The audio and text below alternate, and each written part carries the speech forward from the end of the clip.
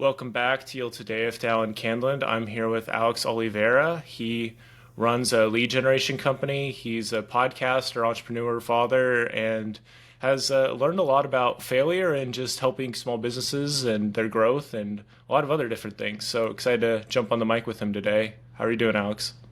I'm doing great, man. Excited to be here. As you know, I love podcasting like you do, and I'm sure your listeners, if they're listening to a podcast, they're probably avid podcast listeners as well. So glad to be here and share whatever stories will move people. I love that. Yeah, it makes me sort of think of like a ping pong match. Like, there's no fun playing ping pong by yourself, but if you have a really good person to rally in ping pong, it can get really exciting really fast. So I think that might be a little bit of the itch for me. So I'm excited to ping pong with you a little bit, Alex. I like that. Sweet. So let's just jump right into like a failure that has helped you to rewrite your story. I think when we have failure, sometimes we think it's the disruption or the ending of our story or a part of it. That might be true, but it also positions us and it sets us up to write a completely different chapter, maybe even better chapter. So what comes to mind when I say that? So I'm going to give you one that I haven't shared before generally because it's not seen as a failure. And so as you were just asking me, and before we hopped on here, we were obviously talking about it, and I thought about the different ones like financial failures, investments, bad hires. I thought I said, you know what?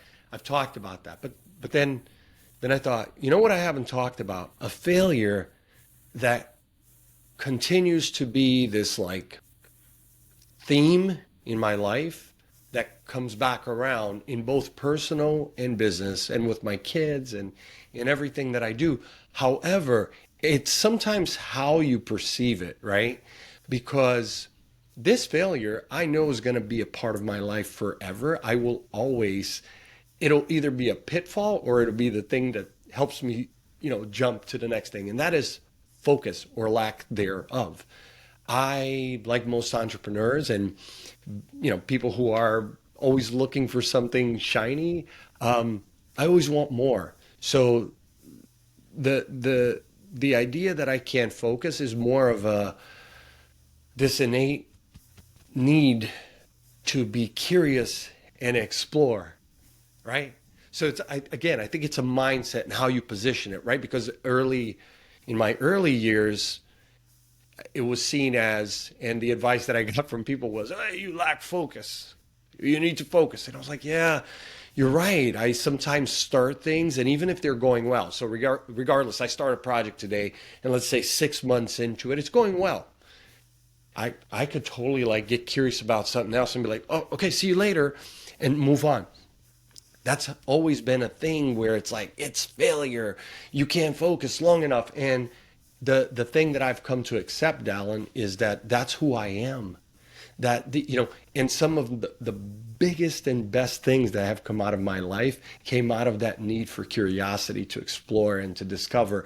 So therefore, if I don't see it as, it's a lack of focus and I just can't, no, man, it's just if I'm not passionate about it, I have to be honest. And instead of trying to push, I have to just say like, look, it's okay, right? Now, there are some commitments in life that you can't lose focus on, right? Like, so for example, I have clients that have been with me 7, 8, 9 years. Like those clients I'm committed to. So what I've learned about that in the business world is to make sure that I have clients about, they have products or services or companies that I can get passionate behind. Because what I've noticed is that when I bring on clients that I'm not super passionate about their product or service, I lose interest and lack of focus. And my team, of course, they're there to take care of the projects, but ultimately, being a small business, my wife and I, we're leading the vision. So if I can't stay interested, that just leads to a lack of focus, and then lose a customer, decrease in revenue. So thinking about it from like a business perspective, it's being careful in qualifying the opportunities that come in, because yes, I have this whole bucket here of things in my life that I never lose focus on because I love doing that. So a quick example might be mowing my lawn or weeding. I love being out in nature with the birds and stuff like that. I could do that all day, man. And I know some people are like, "What? You mow your lawn?"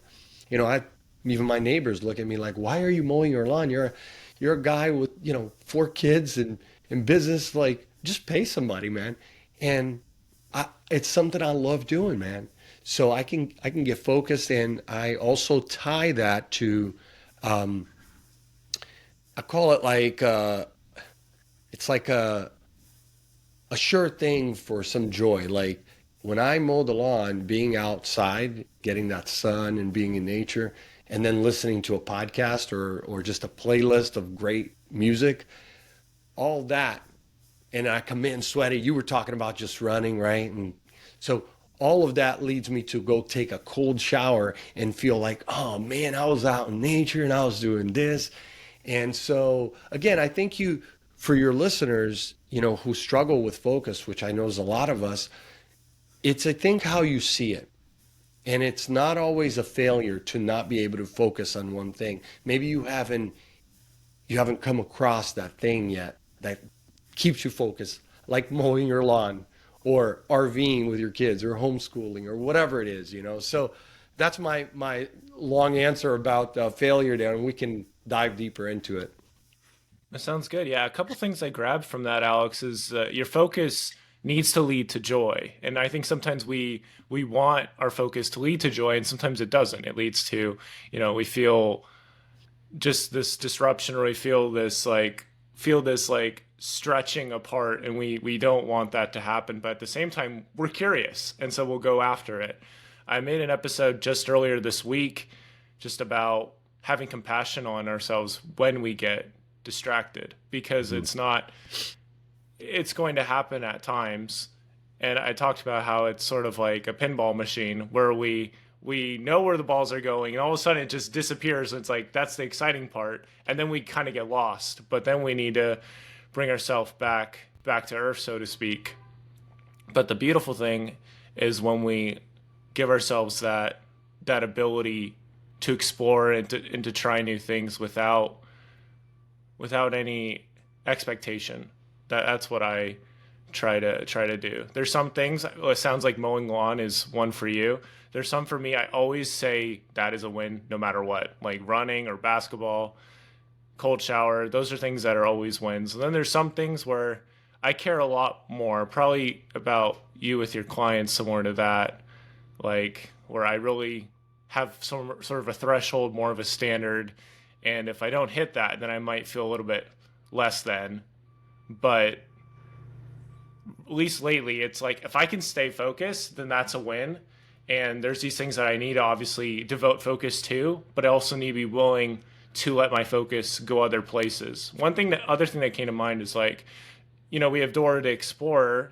I have younger sisters. I watched a tiny bit of it growing up, and they'd go to like one of 3 areas to get to this ultimate destination.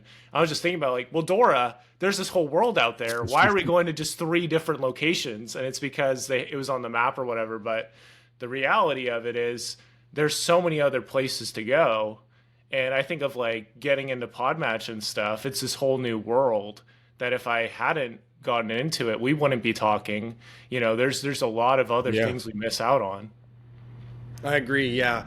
Opportunity, people say opportunity knocks and success and all of that. But the honest truth is you just gave an example of you creating the opportunities, right? Like you owning your destiny and not just sitting on your hands and going, well, just if I think about it, it'll come.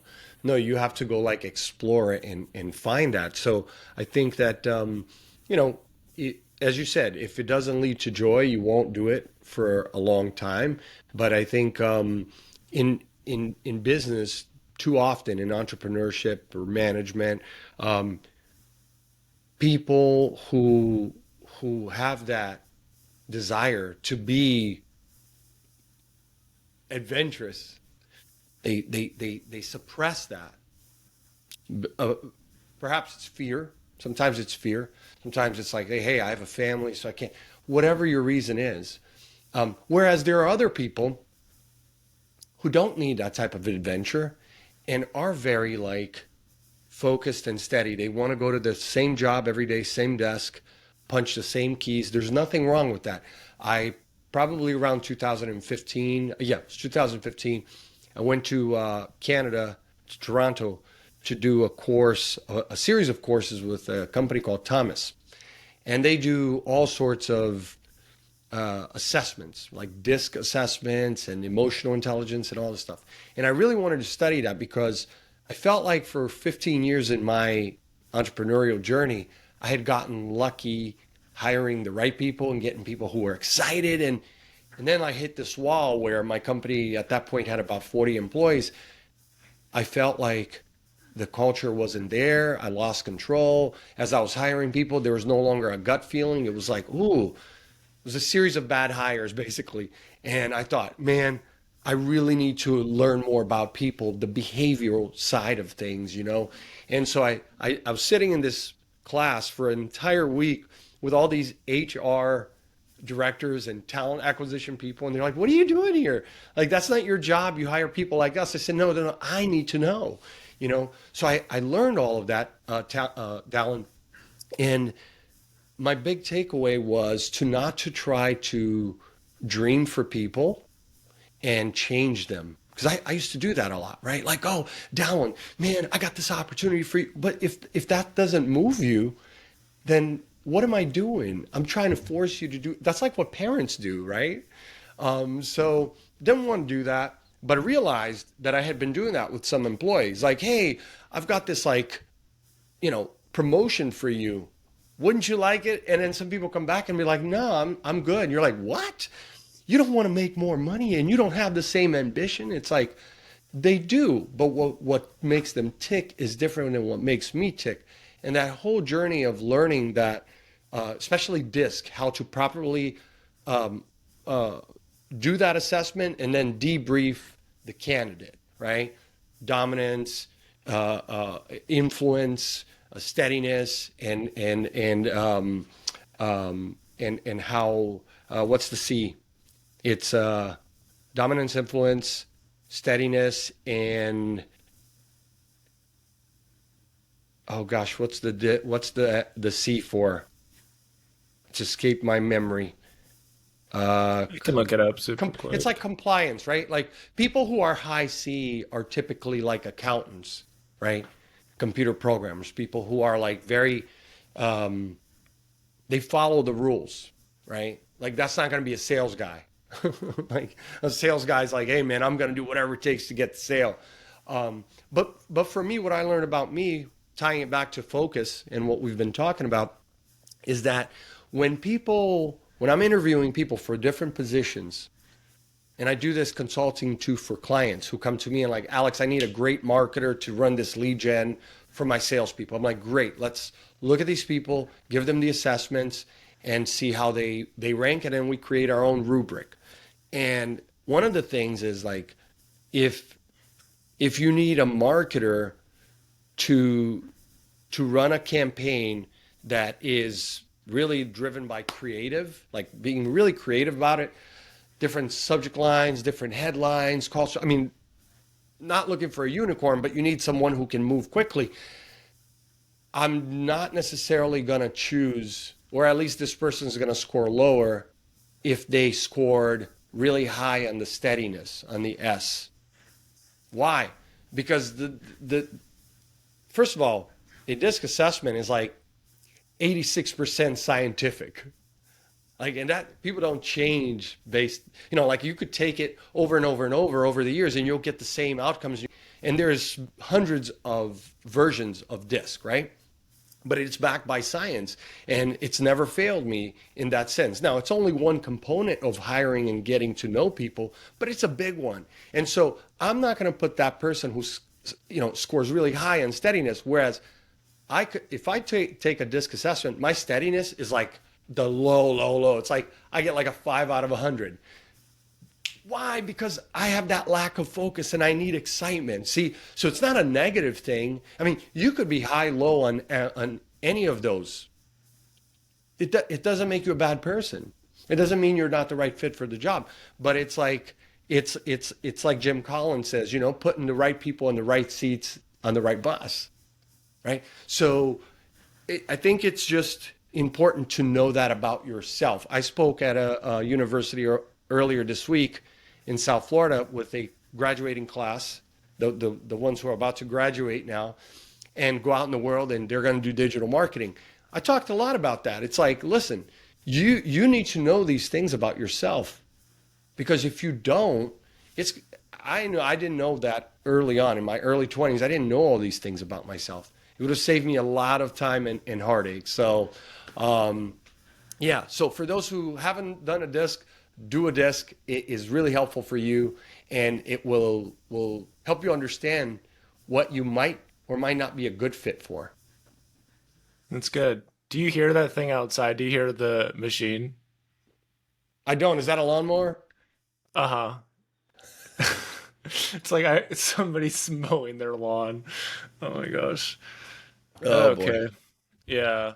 So I think that's important though, because we need to understand a little bit more where people are coming from, because then we can tailor it to them. I'm a big believer in like the five love languages and just the research as far as like we need to understand what people value, because for some people money doesn't drive them, but like an Right. opportunity to like connect with a coworker better, or to get more time back, like to earn their Friday off or something like that could really move somebody. But that's interesting though, like how you said it was like 86% science, and it doesn't change. Why do you think how do you think that's possible?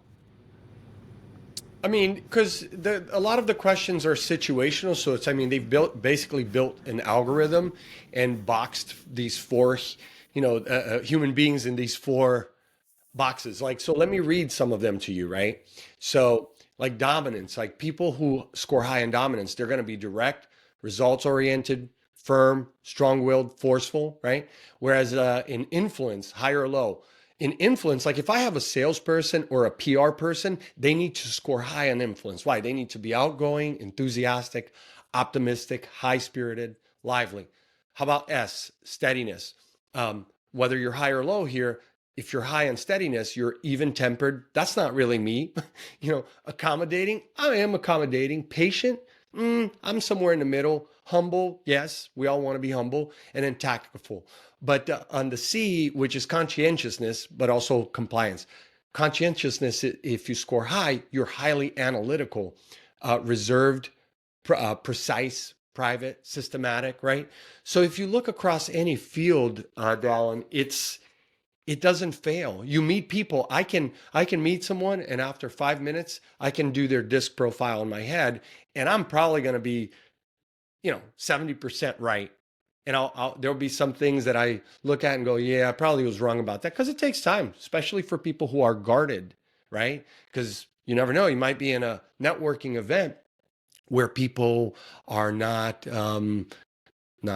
all direct about their intentions, right? Because you never know. People could be manipulating the situation, right?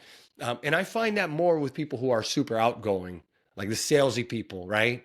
And they're almost like actors. No problem. They'll put on a face, and you're like, boom. The people that is a little bit harder for you to gauge are obviously the guarded people, the introverts, who you're like, what? What are you thinking there? You look like you got a poker face, and I can't really tell. But it's okay, because I can mirror you, right? I learned this early on in sales. I can mirror you and become an introvert, and somewhat, sometimes even more or less introverted, just to bring more out of you and not like freak you out. That in sales. I mean, I used to, when I was in college, used to go sell door to door rain soft water filters. Listen, man, that's a $5,000 sale in someone's home for a product that they don't really need, right? And it's a 2.5 hour presentation with both wife, husband, whatever, but the decision maker has to be there. I mean, you really have to do a really good job to build rapport and get people out of their shell, because everybody's looking at you like, first of all, you're in my home. I'm not sure I really need this. And maybe I don't even like your face, Alex. Like, you know what I mean? Like, people, we all have prejudices, right? You would like to think that you don't, but people do, right? Maybe they don't like me. I'm too brown. I'm too tall, too short, too whatever. That's just how people are.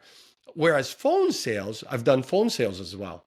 When I was in college, I worked as a stockbroker trainee for AIG and got my Series 7 and all of that, but we were selling stocks over the phone. Now, for your listeners who are like Gen Z, they're probably like, what? This is what we had: a box of index cards with first name, last name, phone number, and first name, no email. So first name, last name, phone number, job title, and net worth. That's it. Cold calling. We were cold calling these wealthy farmers, business people in the UK. It's 4 a.m. here. It's 9 a.m. in the UK. So we go to work at 4 a.m. And we had a phone and a box of index cards and a pencil and a bunch of stock ticker symbols in this like boiler room looking type of office. And man, talk about trying to really build rapport with people over the phone. You're trying to say like, I like your money. Trust me. I know you've never heard of me before. I mean, you've heard of AIG, sure, at that point, but that takes a completely different set of skills, right? And so if I'm hiring for that person, it's the same thing. I know on the disc profile who's going to work, who's not, right? It needs to be someone who is a risk taker. And the disc profile is going to tell you that a little bit. Another thing is that the emotional intelligence assessment, whoa, if you're hiring for management, for people who have to make critical decisions, I think about COVID, the people who were able to succeed and get through it at that level. Let's say if you're a manager, you have a couple hundred employees, you really needed to have like high level emotional intelligence to get through the days and not just like throw the towel in. So again, you can hire for those things. That's not all you're going to base your decisions on, but I think that this is useful for the 28, 29 million solopreneurs. It's a lot of solopreneurs here in the US. It's a lonely endeavor. And Dallin, it's a lonely endeavor. Your family, your girlfriend, your wife, your kids, like it's lonely. And so sometimes if you don't have the right mindset, it can be really difficult. So it's great to understand your disc profile. It's great to understand what you lack. I know I lack a whole list of things. So what do? Probably what you do. I go read those books. I go listen to those podcasts, watch those documentaries, and figure out like, what am I missing to become a better version of me? And some things you find is good. Some other stuff you find is like complete, useless. Like if I listen to Grant Cardone, to me, it's like comedy because I think that guy's so full of it, and sometimes it's maybe not even the guy. Maybe you just don't even like what the guy's saying, right? Or like a Gary Vee. I'm not a Gary Vee fan. Some people are. I'm not, right?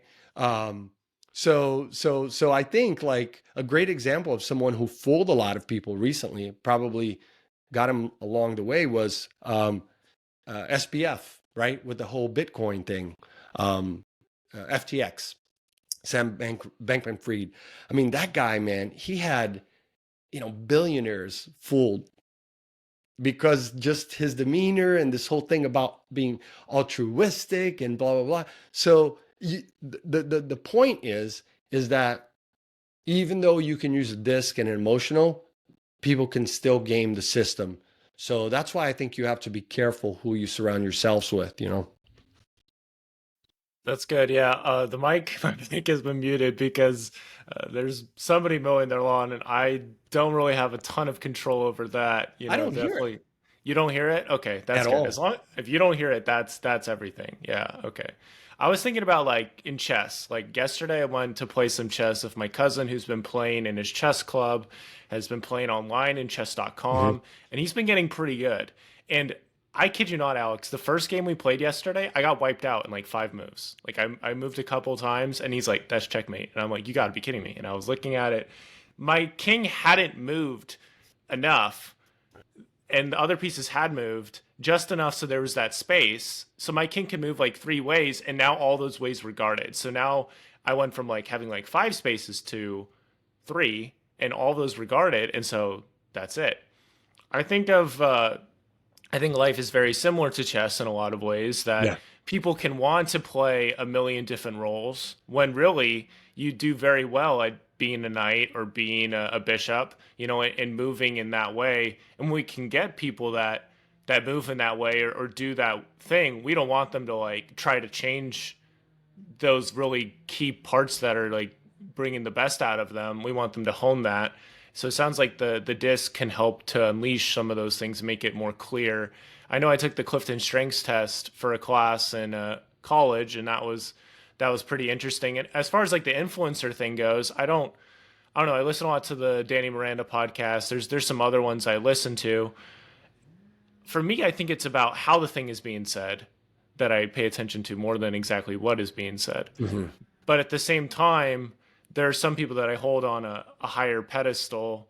Danny, for example, and maybe not a higher pedestal. I just spend more time with his content. Like I absolutely am not a fan of flossing my teeth at all. Like I've been flossing like the last month, but like today I woke up and I'm like, that's it. We're making a change, and so I'm like, I'll listen to Danny's podcast while I floss. And so now we go from I don't want to floss for seconds to I don't want to stop flossing because I don't want to stop listening to the podcast.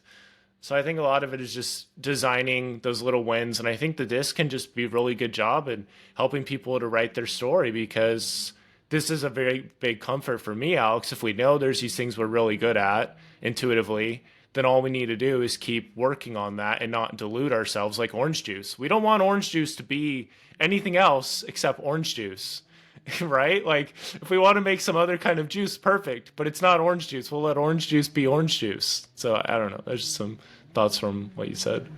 No, I like that analogy of the chess, absolutely. And I think when you're thinking about that analogy where if you're a king, you're a king, right? So some people want to be a king, but do they really want to be a king? Do they really want to do the work, right? That's what I've found in life, that either way, up or down, people say one thing, but their actions show very differently. So that's the thing, right? So if you want to be in leadership position, you have to be ready, to take on that sort of responsibility and the ups and the downs, right? Because there's no one job in the world where you just do what you love all day, right? Even if you're a musician or whatever art, athlete, there's going to be a crap load of stuff that in any career you're going to be like, oh, those are the pain in the butt stuff to do. This is the enjoyable things to do, and you roll with it. But it's one thing to say, yeah, I want to be a king, and then not really know that you don't even have what it takes to be a king. And I think then there's other people who could be a king, don't want to be a king, who are just afraid of failure. And so they're like, well, that sounds nice, but I'm just going to sit right here in the pocket, and I'm good living life on the bench. As long as I'm on the team, but I'm on the bench. I just show up to practice, but I'm on the bench and I never play. Whereas like I think about like in high school, I played basketball and I wasn't that good, but I still love basketball. To me, I mean, I love it, whether I'm great at it or not, didn't matter. I had fun with it, but I was always a sixth or seventh man. So what did that mean? Is I spent most of my time on the bench, you know, but when they needed a very aggressive defensive player at the end, I was your guy, right? But I'm not going to be the guy who scores. So that's okay though. I knew that about myself, but it didn't diminish my desire to go play to this day. I mean, I play like every day in my driveway with my kids, So, yeah, so I think but being honest with yourself and saying like, even at that time, I remember I'm like, hey, that's not what I'm going to be. Definitely not professionally. So don't even bother having that dream because it's not realistic, right? And so I think like, some of these thought leaders today, Dallin, tell young people a completely different thing, which is like, just be passionate and that's it. And then like you do it and it comes. That's not true at all. So many people are like running after their passion and then looking back when they're 40 going, whoa, I've done nothing. So I think it has to be that balance, going back to the analogy of chess, knowing what you want, knowing and maybe work towards it. I listened to a podcast episode of the Breakfast Club with it was Marlon Wayans who was on there. And Marlon was talking about the fact that even though, he was already famous at the time when he did that movie White Chicks, like he wanted to do stand up, but he knew he wasn't ready. What are you talking about? The guy's funny. He's a great actor. His brothers are comics, right? He said it took him 20 years I guess he just did his Netflix special, maybe like, I think he's on the third one now, 4 or 5 years in. But he said it literally took from like 1996, whatever, until 2016 for him to start to work on the actual material to have his own special. So again, I think it's like being honest with yourself and you say, man, I don't have those skills today. I'm going to work towards them. Like you're saying about yourself, you've stuck it out with the podcast without this idea that like, man, I got to get rich doing this. Because to me, that's the wrong thing to begin with, if that's all you're doing it for. But you've stuck with it. So clearly this is something you're passionate and about, you're good at it, but you're allowing time to develop, because in the world we live in, let's be honest, you're a marketing guy, I'm a marketing guy. The majority of products and services or podcasts or content, the majority, like 99.999% of it will never go viral, ever. Like YouTube, TikTok, whatever. You're going to hear about the 100 or 200 accounts of 3 billion accounts that are, you're like, what? That ratio, I'm more likely to go play in the NBA at 45 and succeed than I am to be, the next influencer. So be realistic about that, right? And then know that it takes time. And then while that takes time for you to build, you can do some things that are more realistic to make a living doing, Yeah, it's interesting because I've been playing a lot of basketball since getting back home to North Carolina. Wednesday was, or Tuesday, or Monday, one of those, I think it was Tuesday, was like kind of a little bit of a just, holy cow, I went off. I just decided I was going to go off and I made a bunch of shots. Yeah, and then I think the craziest one was this guy was like dribbling around me and I'd already made like 2 3-pointers and they're like, holy cow, like stop him. And he was like chasing me around and then I went over and I looked like I was going to pass like to a guy who was like on the top of the key to get a 3-pointer. And then I put it around my back and then passed it back to myself and went for a layup and everyone was like, no, what did you do? It was great. But it was one of those beautiful things where it just kind of lined up, like I had it in my mind and I went for it. It's not like I'm going to be a professional or anything, but I do want to use the podcast. I want to use basketball and other things to connect with people and ultimately to help me be better at, like what you are doing right now. I'm about 20 years behind you in age wise, so it's like, I see myself being a father and all that other stuff. And right now I'm building a lot of that foundation, right? And so it's all good if I never do any of that stuff professionally. It's like I just enjoy doing the thing. But yeah, what would you say would be a good takeaway for somebody that maybe is looking to improve their life or just to better understand themselves, and what would be a good takeaway from this episode?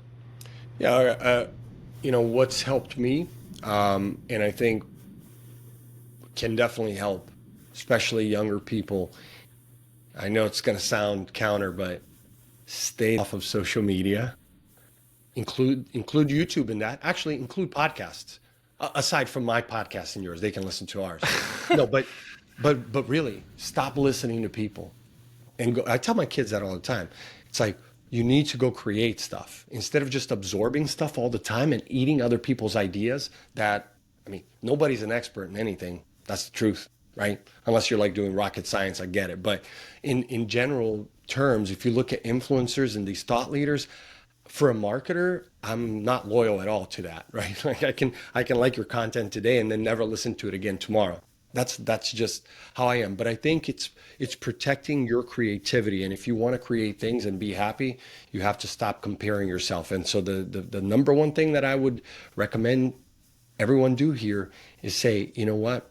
I'm just going to cut out social media. Maybe I do it once a week for 30 minutes. Don't scroll through the feeds. It's a waste of your time.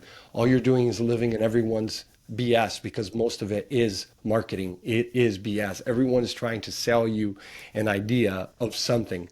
And of course, then they're going to hit you up with a promo. If you signed up here, then I do this, then I do that, right? It's like those YouTube videos that you listen to all the time, right? Look at what I got. I did this doing nothing. Come on, bro. Life doesn't work that way. It just doesn't. So everybody's trying to stick their hands in your pocket and take your attention away. And all you got in this world is time, right? And so use your time wisely.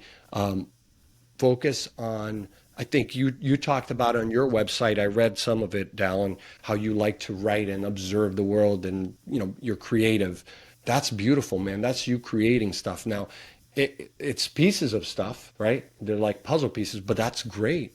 That's better than you sitting all day, or even 30 minutes a day is too much, scrolling through whatever social media or podcast, listening to someone else's advice about something that's not going to really make it better for you. Now, reading books, I think it's a little bit different, right? Because that's a little bit more solid. But you just be careful and be guarded with your time, man, because it's everyone is trying to cannibalize your time, followed by money, and then they're hitting you up for money there. And I think that when you do that, some of the fear that a lot of people have in going out there, putting themselves out there, goes away, because then there's no expectation of like, oh, I'm comparing myself to this guy or that girl or whatever. You're just putting your head down and creating your stuff, whether it's art. Like for you, you love writing, go write. And I think that's going from like the whole focus thing, getting to know yourself with DISC. And then as far as like advice that I think is key for being successful. And by the way, I'm in a bunch of different mastermind groups, and CEOs of all ages, they do very little of the things I'm telling you not to do. So I'm not the only one that it's not a secret that you're not going to spend all day. So like another thing, one last thing, like emails, even in the workplace, emails can be a time sucker, right? So for emails, I get on email in the morning, first thing. I do about 20 minutes. I go through the emails, respond to whoever I need to respond to, whoever I don't, put them in spam, unsubscribe. And then I do it again at the end of the day for 10, 15 minutes. Anyone that has business with me, like you and I did here, I know where I need to get in contact with them. They have my phone number, I have theirs, they call my office, whatever. But I'm not going to get sucked into email, because a lot of people spend 2-3 hours a day emailing back and forth, and it feels like they're working, but they're not really working. And so the same thing goes for social. So just get out there and do stuff, man. Create stuff, which you're doing it here. So hats off to you, man. I appreciate it. Yeah. Well, it's definitely something I'm very passionate about, is helping people to get more of the stuff that they want in their feed. Because if they're not careful, then you can get into this really crazy loop. Like I heard this thing really quickly. I know we need to let you go. It's like, if we don't have some kind of landmark, something we're going after, humans are naturally like inclined and designed to go in a circle, even though we feel like we know what we're doing. Like if we don't have some kind of landmark, we're literally going to go in a circle. And so I think for me, I have my Wisdom Wednesdays, no social media. I just go on a walk. I do some writing. I go to a cemetery right now where my grandparents are buried, and I just think, because it's like we got to have these things to like ground us. And if we want to find like that, encouraging, vulnerable grounding from our social media feed, that's not going to happen. It's going to happen from us taking that time to do that for ourselves. I think those things can be helpful and give us ideas, but it can never take place of that. For me, right, my faith in God is also one of those. And so I can't let that switch. So I think having that intentional desire, or just intention of I'm going to disconnect, and then you do that is going to set you apart. You got to be willing to do that. Yeah, right on, man. So how do we get in touch with you? What else are you excited about sharing with us, Alex? Yeah, sure. Get in touch with me, just dadpreneur.co, dadpreneur.co. I've got tons of free content that you don't have to give me my email, give me your email to participate, so I really believe in doing that, gaining the trust first, giving you good content, which you're doing here with your podcast. You give people good content, they get to know you, and then things happen, right? So dadpreneur.co, that's the best thing. And as far as what am I looking forward to? Looking forward to a spring break with the kids. We're gonna take the RV up to a beach up here in North Florida and spend a week on the beach, and that's always fun. So it's beautiful. Yeah, you're a great example to me of designing those little wins and designing, those kind of adventures. Like I could tell when you were just talking about it that you're excited for it. You can like envision it. And that's what this podcast is about. Like, let's help people do more envisioning so we can know what we want to create. Because that for me is a good thing of focus. Before I jumped on this interview, I was like, okay, what do I want to create as far as like, how do I want to show up on camera? So I was like, okay, I'm going to go on a run. I'm going to do these other things I don't really want to do so I can be doing what I want to be doing on camera and not be like half awake or whatever. So yeah, you're a great example of that. So everybody check out Dadpreneur, and I'm definitely going to just binge a lot of the podcasts because I need to understand better how your brain works, and I'll be seeing you in Florida pretty soon, one of these days. And yeah, just thanks for coming on, Alex. Appreciate you. All right. Thank you. Yeah.